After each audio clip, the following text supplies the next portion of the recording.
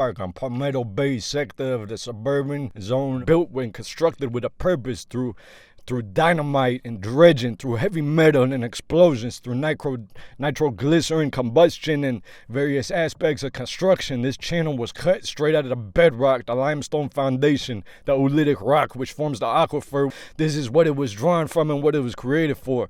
And this is called the C-100.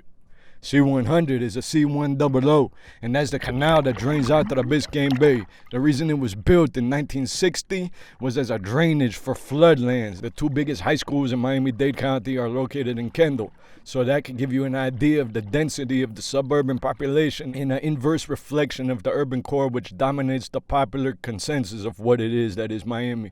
But yo, I'm just here to tell you this is what it all used to be. The reason that this canal was built was to drain so that this place don't flood.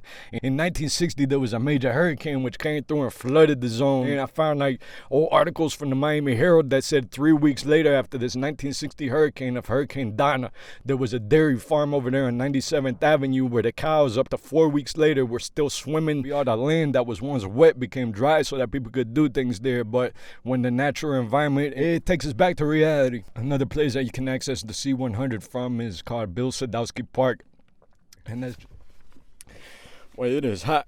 I'm sitting in a hot car on a hot day. Hold up. Let me grab some AC. A lot of people that live here travel up to the city every day, and they run things like the government, the media, and all the various sectors of public policy and how it is shaped. But it's a pretty enclosed enclave, so I mean, you make of that what you will. This canal was built through a process known as dredging.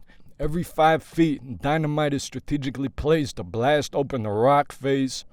That blasted rubble is picked up through the heavy metal machinery, and that dredge matter is used over other places, transported for building things like man-made islands. Can you believe that? Check it out. I'm gonna break it down to you. If you drop a shovel in the land in Miami, you're gonna hear rock almost immediately. There's no digging here, okay?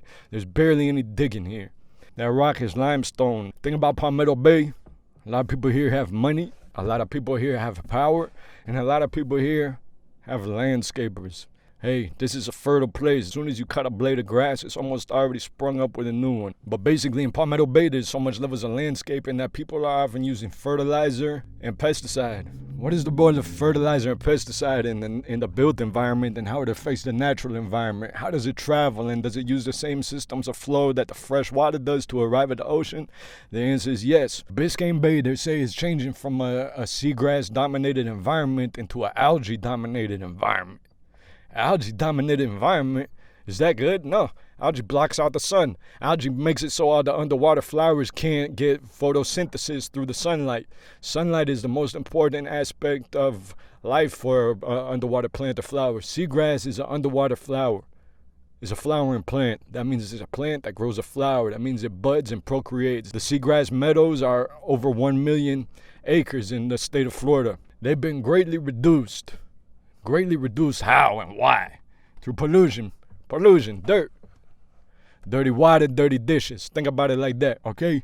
You're gonna do your dishes at your house, in your kitchen. You got dirty water, you're gonna have dirty dishes. You got dirty water, you're gonna have dirty fishes. You're gonna have dirty animals. You're gonna have dirty plankton. You're gonna have dirty algae. Everything is gonna be dirty, affected by the dirt that's flowing to it. It resonates through the ecosystem. Pesticide kills the things that you don't want.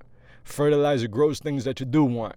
But these things with the rainfall, which occurs half the year, they should have been smart enough to figure it out. And the septic seepage from the septic tanks that undergird the pollution that flows into the groundwater, which becomes pollution in the ocean.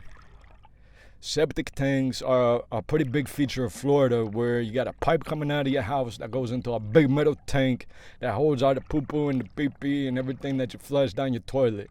Every so often, maybe 10 or 20 years or so, someone comes around in a big truck with a hose on it, and they vacuum all that caca out. And whatever you put down there is going to end up there. Whatever's in there. Hey, but guess what? The thing about it is that over decades and a century time, that water leaks. That dirty water leaks. That dirty water leaks into the ground. What we see in the suburban built environment is almost a deadly 7 venoms of destruction. Now, once again, whoo, get a little hit of that window air. Dang. Now you can see why people die in a hot car. I mean, that thing is deadly. Whoa. And we catch some cool air. Catch some cool air right there. It's starting to rain. Got a couple drops of the rain. All right, back to it, man. There is a perfect storm that occurs in the suburban zone, a perfect storm of disaster that flows into the bay, into the natural environment, thus decimating the seagrass that form the nursery of the sea and are vitally important to very many commercial species in which we have to keep in mind if we are ever to care about the future of this existence upon which we have on Earth. Do you get what I'm saying now? Like, this ain't a joke, all right? The water flows from over here. If that makes sense to you, then it shouldn't make sense, because we shouldn't be doing things that shoot ourselves in the foot. Imagine going for a walk and before you do that, you stab yourself in the foot with a sharp arrow. That's not going to help you walk, is it? That's really not going to help you get where you're going. As a matter of fact, that would be like nailing a shoe to your foot before going and taking a long walk. Putting a nail through your foot to hammer that nail into your shoe is not going to be the best thing to do. It's not going to help you, and in the so-called long run, it's actually going to really negatively impact you. The other things that you got to know about the C-100 Canal is that right where it meets the bay, there's a bridge. And this area was called Snowden's. It was Snowden's Country Store. Snowden's Country Store is one of the earliest features of commercial activity in Dade County, the great metropolis, the megalopolis known as Miami, the greater Miami area. Around this area, this is called Old Florida, Old Cracker, Florida. You might see Bahamians here, but you also are going to see a lot of weird, wild, wacky white people. There is a lot of weird, wacky, wild white people in Miami, and they come down here in the daytimes. They had to be some of the strangest, ruggedest, brave people over here, and they had to join forces and learn ways to work with the native people. Without the influence of the Bahamas and the native peoples of the Bahamas, the Bahamian Caribbean, and also the African Bahamians, that we learned how to even do any of the things that we needed to do in order to survive in this land. Then without the Bahamian influence, there would be no agriculture, there would be no kunti, there would be no pineapple. Miami has always been a combination of different people from different places working together to create something greater. That includes the native indigenous people, that includes the Caribbean native people, that includes black Americans, that includes white Americans, that includes Latin Americans. Miami is the confluence of Caribbean America, Latin America, white America, and black America. A lot of black people walked here from Georgia, North Carolina, and Alabama, and South Carolina even Mississippi as far away as, and they contributed.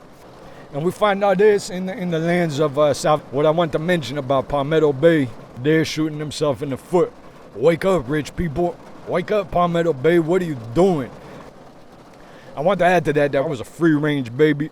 I got a bike at the age of 6 years old, and I was wild in the streets. I was catching the Metro bus and the Metro rail through all the corners, so I got a deep connection. Maybe not through familial history or genealogy or ancestry, but through my very own experience as youth and how I've grown up with it and seen it from the many different perspectives. True Miami-Dade County, right here on this Old Cutler area, Old Cutler Road, Old Cutler influence of the First Amendment of the Bill of Rights.